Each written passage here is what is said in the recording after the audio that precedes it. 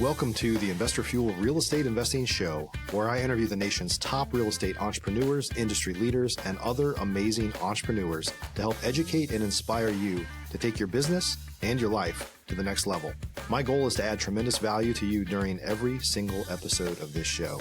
If you get value, I'd love it if you subscribe on your favorite podcast player, subscribe on YouTube, and my very favorite, please share this with your community so we can impact even more entrepreneurs. Let's start today's show.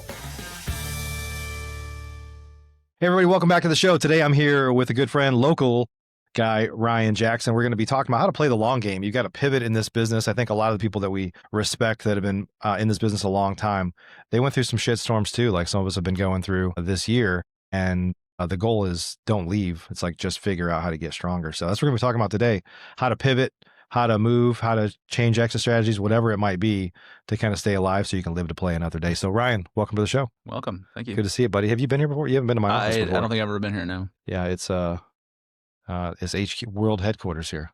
Nice. Yeah. Cool, man. So good to see you. Good to see you too. Yeah. So let's talk about, before we jump in, you've been in DFW investing for quite a while now, and a lot of folks know you here locally. Want to talk about like what you've been doing to kind of pivot and just the wisdom you have from navigating different markets and stuff like that. Before we jump in, just tell us a little bit about your background. Well, I'm Ryan Jackson, also known as Metro Texas' #1 trap house buyer. That's just kind of my gimmick. Am I really the #1 trap house buyer? Well, I sure act like it, but anyways, I'm from Amarillo, Texas. I'm a West Texas boy. I started working at a ripe age of 11 years old. I started investing at 11 years old, buying mutual funds through the guidance of my grandfather and my uncle, who was a stockbroker at the time. I've always worked hard, moved to the big city at the ripe age of 17, and got a job and started investing at, again, even at that age, into 401k. And then I bought my first house when I was 20. I did house hacking, did pad split before pad split was even a thing. Paid that thing off in 5 years, nice. 5.5 years to be precise. But before I got my third college degree, I had my first house paid off. That's awesome. Yeah. Been around investing my entire life. It seems like, whether it's investment of time, energy, or money, or something like that. And I've just been doing it a really, really long time. I feel like I got a jump start on all my friends because, who's buying mutual funds at 11? Their parents are usually doing that. Like, my daughter, she's got mutual funds and she's not even 2 yet. But, I was working and making sure that money went to my stock account and stuff like that so I could save for my first vehicle. Got me a GMC Sierra when I was 15 off the money I started saving when I was 11. Of course, mom and grandpa hooked me up a little bit to get that vehicle, and I did that through high school, went off to college, started working at AT&T, Singular Wireless, I guess, 3 days after my 18th birthday. They wouldn't let me start until I turned 18. I impressed the manager. He saw me as a roofer, as a workhorse. I worked at my parents' bakery. I had a resume that was pretty lengthy at the ripe age of 17, so I pretty much walked on there, and I had a 12-year, 10-month career there. I went on to, I won't say their name, but I went on to be a broker-dealer and a financial advisor. And they terminated me from my real estate business. So that's why I won't say their name, but if you look hard enough, you can probably figure it out. Because they didn't like that you were doing real estate stuff? They didn't like it. They were scared I was going to take your money and put it in my office. Well, that's what I did at that broker-dealer. And now I just, the same strategy, just different office. Now, instead of Wall Street products, it's Main Street products. Yeah. And I can get you a trap house IRA pretty quick. So what is a trap house? Trap house is a place where illicit drugs are dealt, prostitution happens, maybe some, human trafficking, a lot of roaches, a lot of infestations, just nasty, disgusting, ruined It's a houses. variation of an ugly house. It's a variation. Yeah. Yeah. Stripper poles sometimes. I don't think I've ever found a stripper pole. I've had a couple. I've, drug paraphernalia. Yeah.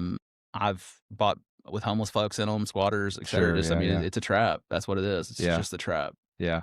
I've had 2 houses with stripper poles. One of them was really nice, like a professional stripper pole. One of them was just like some chain link fencing stuff that was for the ladies that didn't qualify for the nice one, I guess. Excellent marketplace items. That's right. Yeah. So let's talk about hustle a little bit. You grew up a hustler. We talked about this before. You just kind of shared that. And I'm the same way. Like I grew up in Illinois, so I was shoveling snow, mowing lawns, lemonade stands, selling candy by the piece, like whatever. Oh, yeah. All that stuff. My first right? trip to the principal's office was for selling candy. Yeah, me too. Yeah. So I don't think as many kids have that drive today. So where are we going? Are we doomed for failure, or what's going to happen here? You've got a young daughter. Nobody really taught me to hustle. Really, really hustle. at a young age, I guess my grandfather was teaching me that there's two types of interest. What? Like I'm not even in college yet, and I'm being taught about two types of interest: the interest you pay and the interest that you make. And you pay as little as you can and bring in as much as you can is what his strategy was. Yeah, that's a great lesson. Yeah, we've got our son is 18. You know, you sometimes wonder, are your kids listening? And he's been listening because he'll say stuff, you know, so he's really intrigued by stuff. But you also, like, I grew up in a very blue collar family. My family worked very hard, and my son only knew, like, he wasn't. We started our real estate business when he was 1. He just turned 18. So by the time he knew what was going on, our lives looked easier on the outside. We had to work our asses off to get there. Yeah. So you worry about those things. It's like, can I convey those same messages when it appears that I have an easier life, and I do now than I did. But like, how do you still kind of instill that hustle mentality? Well, you got to start by not spoiling your children. I mean, everybody wants to spoil their children. I'm guilty of that. I want to spoil my daughter, but I have to teach her how to work for the dollar. I have to teach her to work hard for what she wants in life. When I was a young man, I was probably 5 or 6 years old, I guess, young child. I asked my grandpa, I said, "Grandpa, can I borrow $50 to get a pair of rollerblades?" And that's how much they were back then. Best products in a magazine. You could go over there on 45th and Western in Amarillo, Texas. They had a little place you could go and buy all your stuff called Best Products. And it was $50 in the magazine. That was before the internet, you know, where you could scroll and, you know, you had to buy it out of a shopping catalog. And he said, he taught me, well, how are you going to pay it back?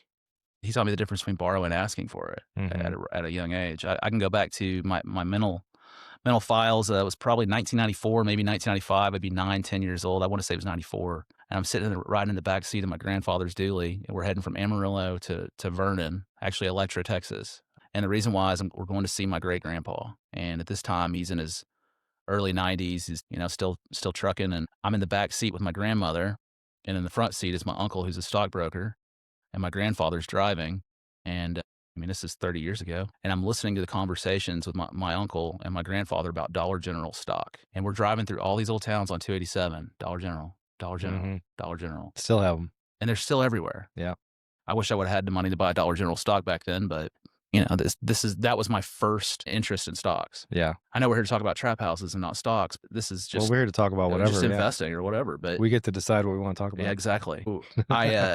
I was intrigued by stock, and I don't even know what a stock certificate is. And I'm listening to my uncle just chat and go on and on and on about it. So, that's ringing in my head for 30 plus years about Dollar General stock. And I've just seen Dollar Generals open. I haven't seen any of them close, honestly. Yeah. It's funny because now that we have our ranch in East Texas, like that is the general store. When we're in town in Van, there's a Dollar General and there's a Brookshire's, and that's it. And you're lucky to have a Brookshire's. Yeah. You go to Crum. I have a Denton address, but it's really Crum. We don't have a Brookshire's. Which is a grocery store for those that are listening. Yeah, the only grocery store we have in Crum is a Dollar General. Yeah. But the nearest Walmart, which I hate Walmart, but is 30 minutes away, south side of Canton, or Home Depot is 45 minutes away. So when you're out there, you know, I've been to a Dollar General in the past year and a half out where my ranch is more than I've been to Dollar Generals in my whole life. I went to one last night, bought 3 bananas for $1.05. It was $1.05 for 3 bananas. Yeah, I mean, I've just been interested in investing and making money. You said hustling and stuff like that. Candy. I'm trying to think what else I would hustle over the years. This is a family-friendly show, so yeah, I'm trying to think of what all I can say here, but no, you can say I'm kidding. No, I never sold drugs. I've never done anything like that. Long time ago, I was buying cell phones, and a lot of people, I don't even know if I really want to say this, but I was investigated by the Secret Service for selling stolen cell phones on eBay. I was 20. Okay. Yeah. Did you know they were stolen or? No.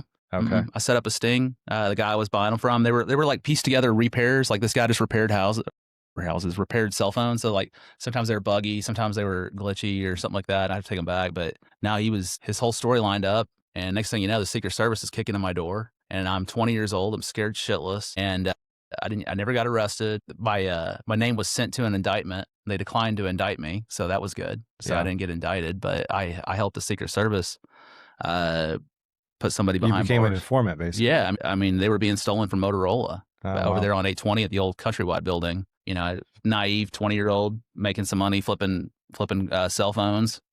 while I was working for the cell phone carrier. Luckily, they didn't hear that. It might be. The United States Secret Service is calling me from private numbers, and they're asking me questions about other files at AT&T, and I'm just like, man, this is some wild stuff. And I'm just like, I can't get into this. They're trying to leverage that, and I guess it was Singular Wireless at the time. But man, it was freaking wild having the Secret Service raid my house, and it taught me a good lesson. It's like, look, you need to do a little bit more due diligence when you're doing business with people. Yeah, but all those lessons add up. That's what we're talking about here, is kind of playing the long game, right? It's like what you realize, you take it for granted. Like I take it for granted sometimes, like all that I know, but it's like, you just, it's not, there's this quote about don't wish it was easier, wish you were better. And so it's like, that's how you get better. You play the long game, you learn you touch a hot stove, you get shot in the back, like all these things happen. Yeah. And it just makes you honestly, a stronger human. Hopefully it doesn't like get you to start to hate humanity, on some level, but you just learn how to play the game better, because you're like, I've been through that before, or something like that. Now here's how we're going to do it. Like, don't make connections with people at pawn shops that turn into stolen cell phones at Motorola. I mean, luckily I didn't get in any trouble for it. I mean, I rolled on them and they stopped it and stuff like that, but it still was pretty scary. Yeah. So when you're talking about kind of playing the long game, you're talking about investing, you were talking about interest and learning those lessons early on. It really is about time, right? Time, like you wish you'd invested in this a long time ago.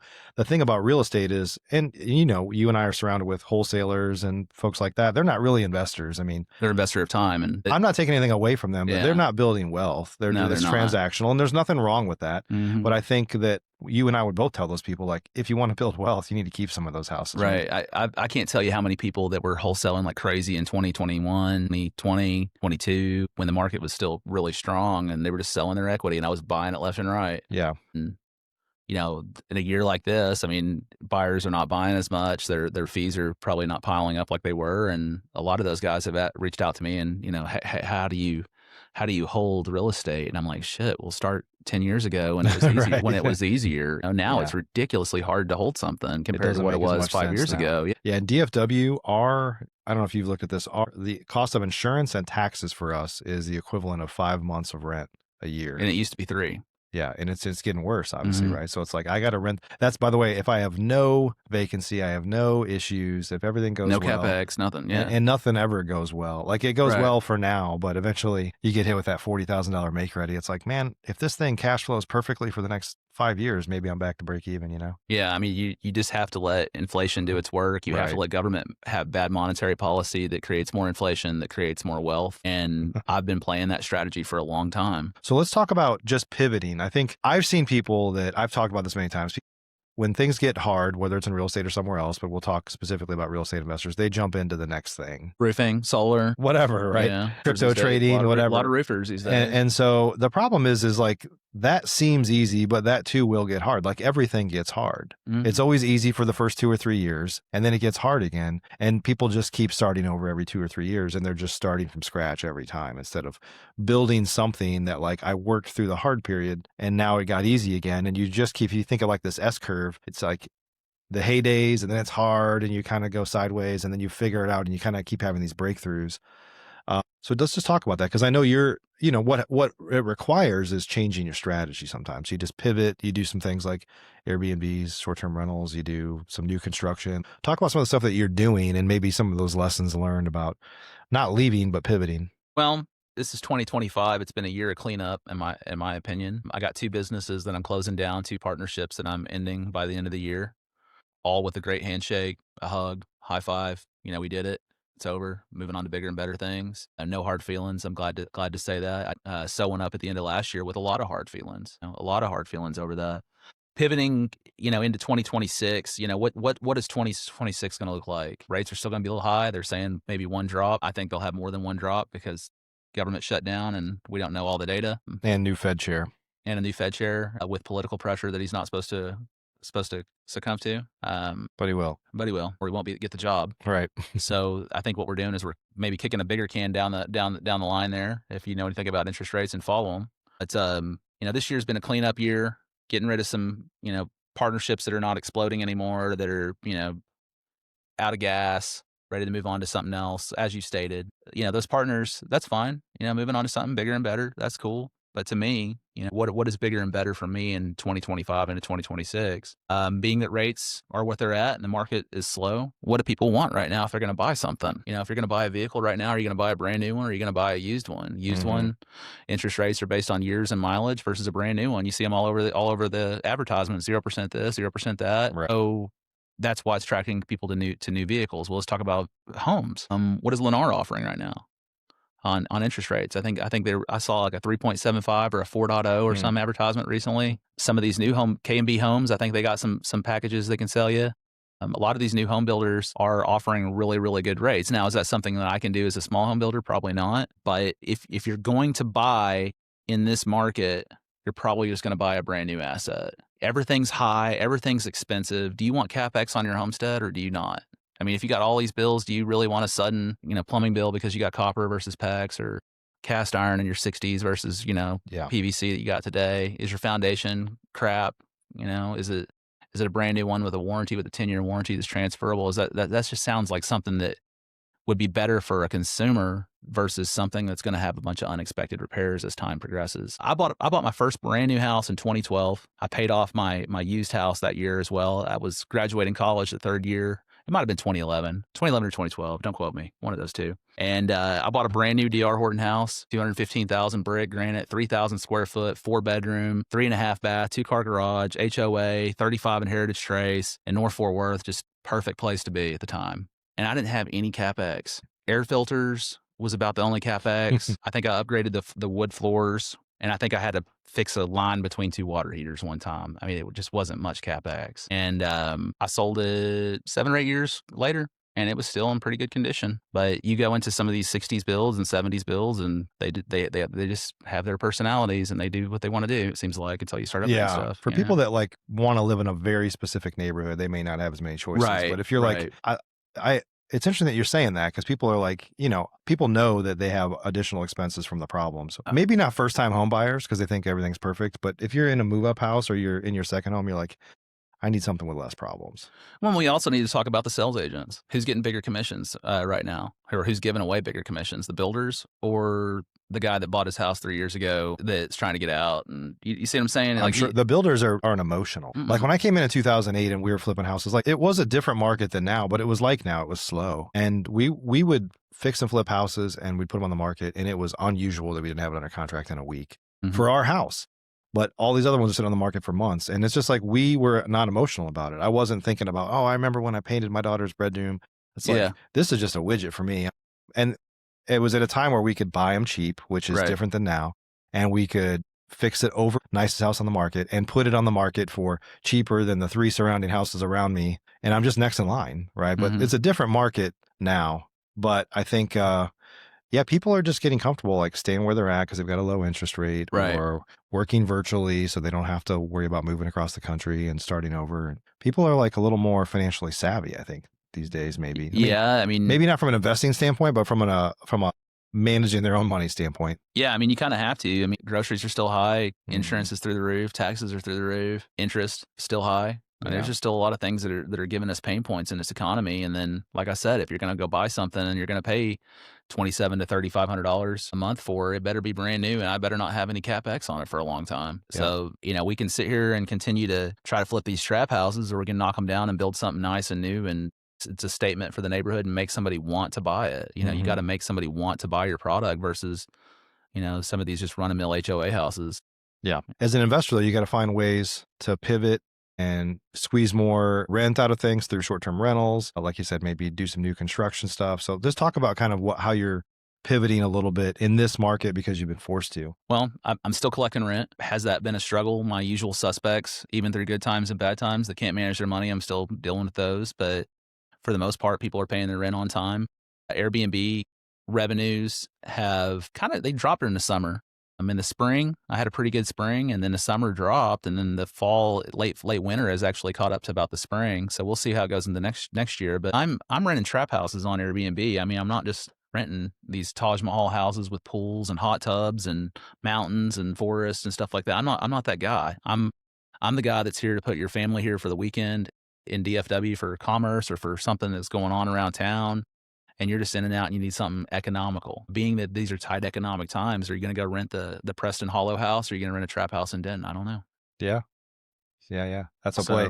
That's an interesting thing for me because it's been a few years now, but I started renting just because as my family was, as my son got older, we were like more likely to rent an Airbnb than 2 hotel rooms or something like that. Right. And especially if we were going for like 4 or 5 days, I'm like, let's be a little more comfortable to like have a house, you know?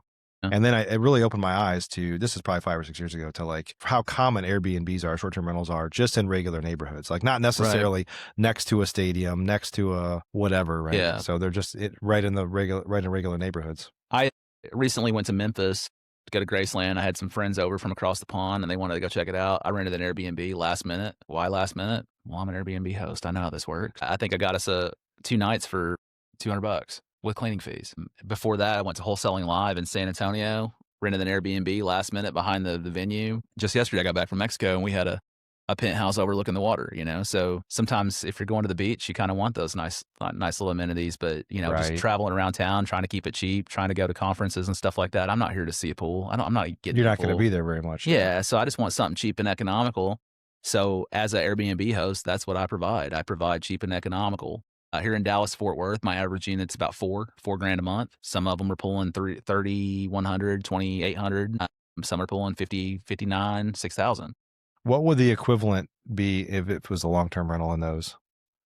Well, my cheapest unit is on Rose Street in Denton, Texas. It's the Trap House on Rose. It's 2-bedroom, 1-bath house, 954 square foot with a lawn closet turned into a podcast studio. That one would bring probably $1,650, maybe $1,695 on the rental, and that one's pushing $3,100 roughly. Okay. Do people rent that for the podcast studio? Sometimes. Yeah. I've had a few people do that.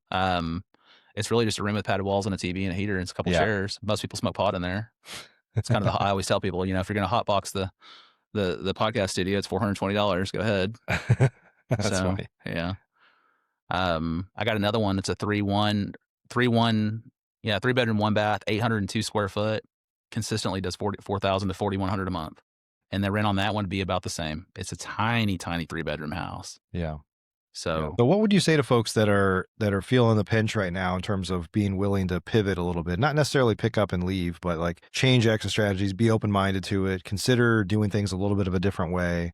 And it's not necessarily like this is your new way forever. It's like this is the way you're going to have to do it in this market until things change. And then you could start to do a little more of what you used to do maybe. Well, if you're dealing with used assets versus new assets, I mean, I consistently see people that are on Facebook and social media that are pulling stuff off the market and converting to a DSCR loan. They're not going to sit here and wait for a buyer. They're feeling the pinch. They want to get off this 12% or 13% money or whatever they're on. They want to get into something long, get their lender out of the deal. And I've taken away my buyers. I don't have buyers. I mean, most people don't have buyers in this market. I mean, unless you want to wait 100 days. So on new construction, it's a different game. But on, you know, remodels and stuff like that, when you buy something, know you're not going to sell it. So if you walk into the deal knowing you can't sell this, are you sure you want to walk into this deal? So make sure that you want to keep this. I bought a little 432 square foot abandoned salon. It's been abandoned for 30 years, under a mile from Lake Louisville on the west side, 35 in Corinth. If you know where that is, it's in Shady Shores.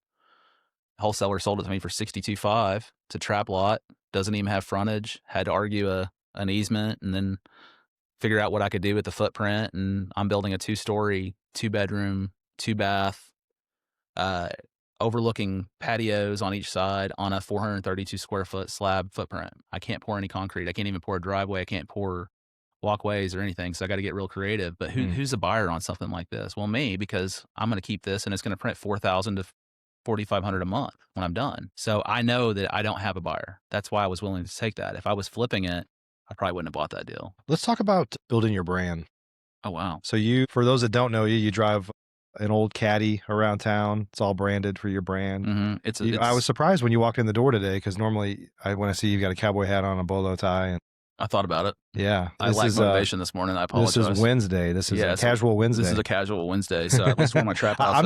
I'm not judging you. It's just normally I see you dressed up in your brand building My sunglasses, my Trap House bolo, my #1 Trap House belt buckle, Python boots, cowboy suit, matching hat. It's wild. It's wild. You know Nick Perry is, right? I'm sure you know of course. Nick Perry. I flew to Panama to hang out with Nick, and I got a couple things out of it. The first thing I got out of it was, if you got a microphone in front of you, always be Randy Savage. So go back to your, younger heydays when you were watching WCW, and Hulk Hogan and Randy Savage and all those guys are on the microphone, and the little guys with the bald heads talking. I forgot his name. And he just starts going, "The cream of the crop rises to the top." And he's got his shades on. His tassels are hanging down. Yeah. And I'm like, I flew to Panama to learn that. He wasn't wrong. Yeah. He was not wrong. And there were some other things that he taught me, marketing, PPC and stuff like that. But the brand building. Was that a pivot for you? Like, what changed after that for you? It was a pivot, actually. When I got that 93 Cadillac in 2021, I didn't wear a suit, didn't wear a cowboy hat. I put I Buy Trap Houses on it, and it just started picking up steam. And then the brand just kind of started morphing into, you got to start looking good for the camera or looking goofy for the camera, one or the other. And I can sit here and rattle off a whole bunch of bullshit, but if I got a cowboy hat and sunglasses on, at least you don't even need to say anything. I don't really got to say anything. When sometimes I'll go out, in different towns. Like when wholesaling live, I went to dinner dressed up like that after a long day of running around in that uniform and boots. And I walked into Rosario's in San Antonio and just walked to the bathroom, and every single person watched me. It was weird. I had my sunglasses on, so I'm not making eye contact with anybody, but everybody is like, who the fuck is this guy? And, if I can live rent free in your head, why not? What can you do with that? That's right. Your brand is very, very important. And I've just continued to morph it a little bit. I'm trying to get a TV show. We'll see if that happens. That came from that. Somebody found me on Instagram, along with some other people that were calling me.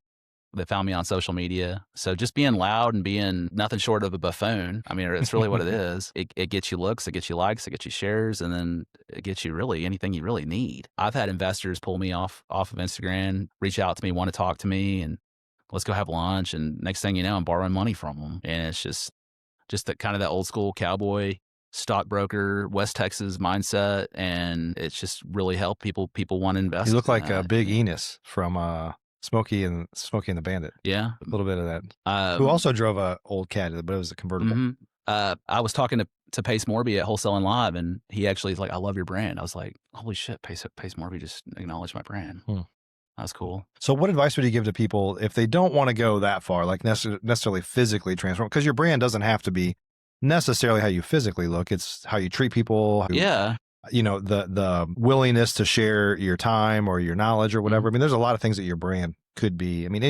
Any kind of wisdom you could share with people on. If you don't look good, you better have a hell of a mouth. You know what I mean? You better have platinum in your jawline if you want to get things in this world. You better be able to talk. You better be able to sell. You better be able to hustle. And those little tweaks in your business can separate you. If I just looked like this all the time, I wouldn't have a few investors that I know of. If I wouldn't have that stupid Cadillac, the battery's dead in right now, I wouldn't have half my following on social media that gets me other things that I need.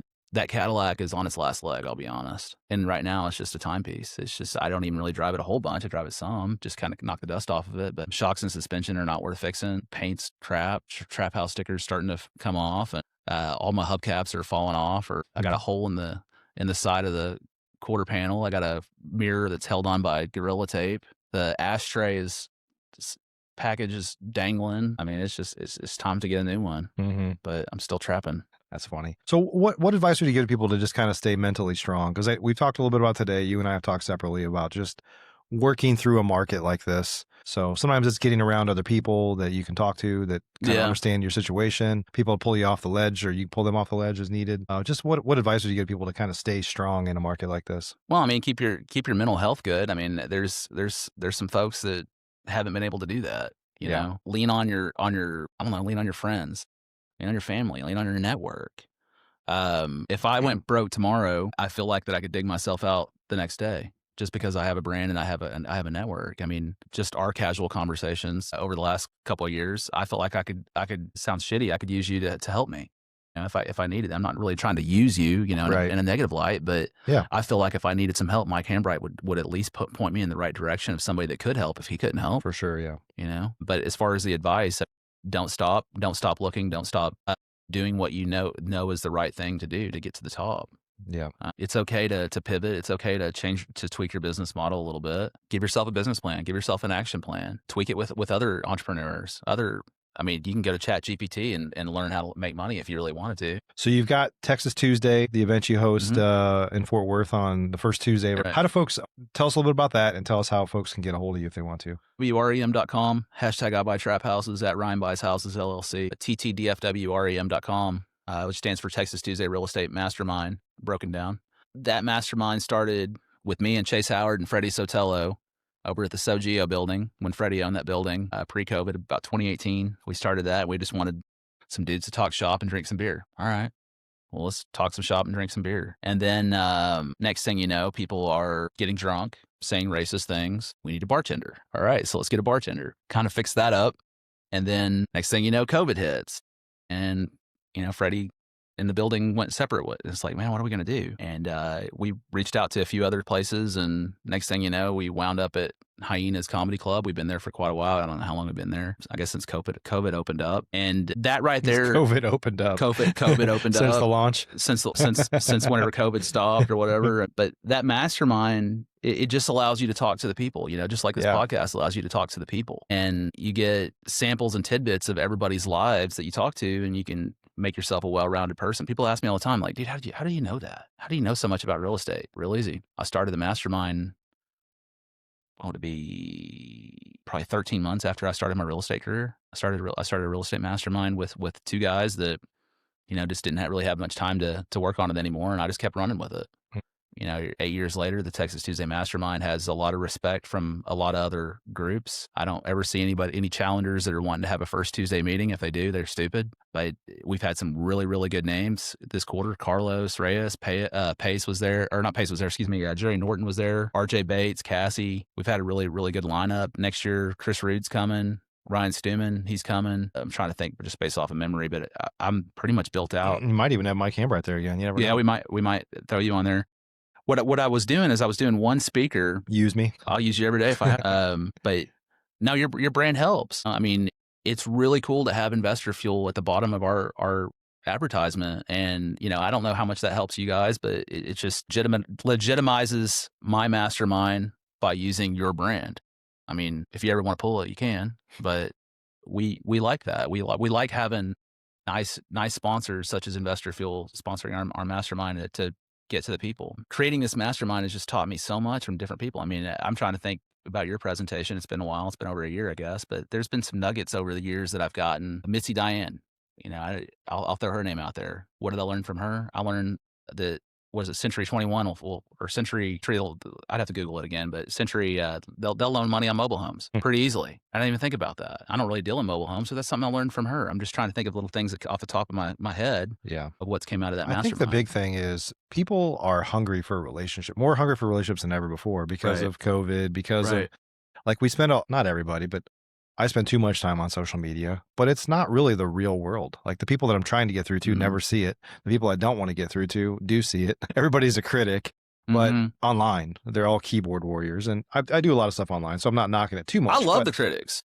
Yeah, but I'm saying there's nothing better than getting in a room with people that you can have a good conversation with. And especially when it's sometimes somebody that you've never talked to before, or them and you just never had it. There was a time where you and I were like that. Like, I knew who you were. We'd run in a lot of the same circles, but we hadn't talked. And now we talk every once in a while, right? And so I enjoy those conversations. Right. So I think just being able to come into the real world, where a lot of times it feels like we're in this fake world. And that's part of the reason why you see me dress up like a urban cowboy is just, it's the fake world. That's what it is. I mean, it really is. It's a phony, fictitious world that we live in, social media. And I mean, it works. Yeah. Awesome. Well, we're going to add the links down below for folks to connect with you. Thanks for joining me today. Yeah, man. Good to see you, buddy. I appreciate that. I thought we were going to do some caddy rides after this, but I guess not.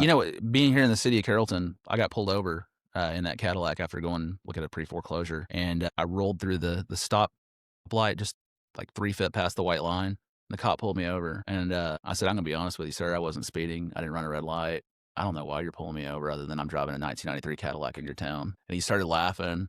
And he said, no, you crossed that white line by about 3 feet. So that's why I was able to pull you over. Oh. I was like, smell any drugs?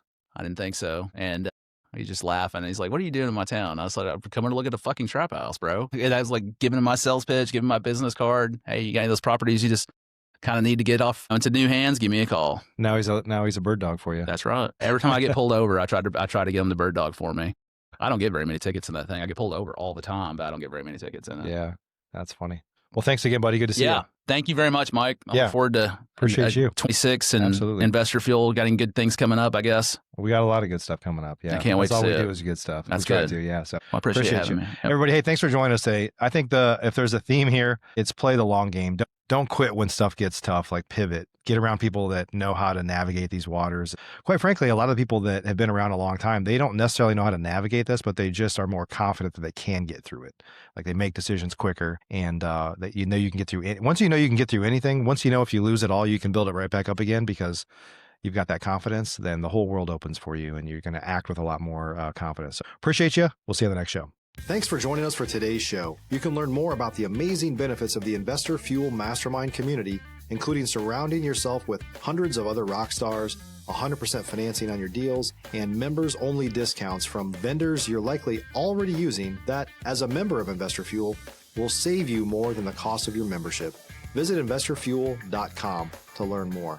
You can also check out the show's notes for access to free resources, how to get access to world-class lead generation, and even how to work with me directly one-on-one.